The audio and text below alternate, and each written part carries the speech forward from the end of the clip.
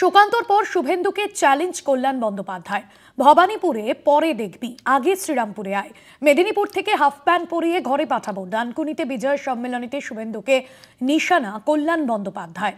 কি বলেছেন তিনি, শোনাবো।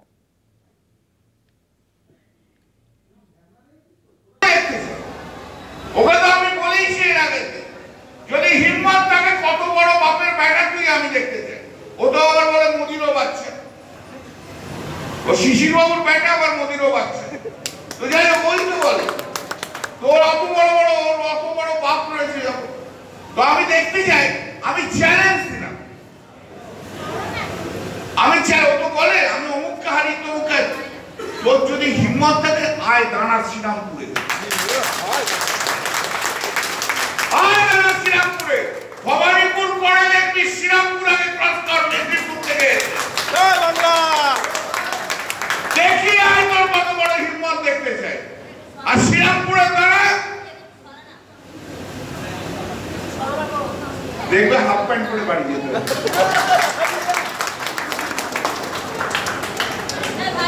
দাঁড়া, সে দেখতে চাই কত বড় সব বিজেপির নেতা হয়েছে, ওকে দেখতে চাই। 5 বছর ধরে অনেক।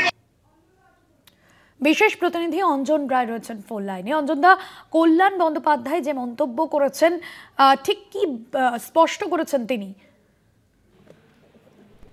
সকালে তিনি সুকান্ত মজুমদারকে মন্তব্য করেছিলেন। তিনি বলেছিলেন মায়ের শ্রীরামপুরে আয়, তারপর বাড়ি ফিরতে দেবো না। সুকান্ত মজুমদার সেই চ্যালেঞ্জ গ্রহণ করে আগামীকাল যাচ্ছেন শ্রীরামপুরে। আজকে বিয়ে তিনি শুভেন্দু অধিকারীকে আবার সন্ধ্যেবেলায় নিশানা করেছেন। তিনি পরিষ্কারভাবে যে সব কথা বলেছেন তাতে বোঝাই যাচ্ছে যে তার বক্তব্য হচ্ছে যে নির্বাচন সামনে আসছে, ফলে যা হয় আর কি, উত্তপ্ত হয়ে উঠছে পরিস্থিতি।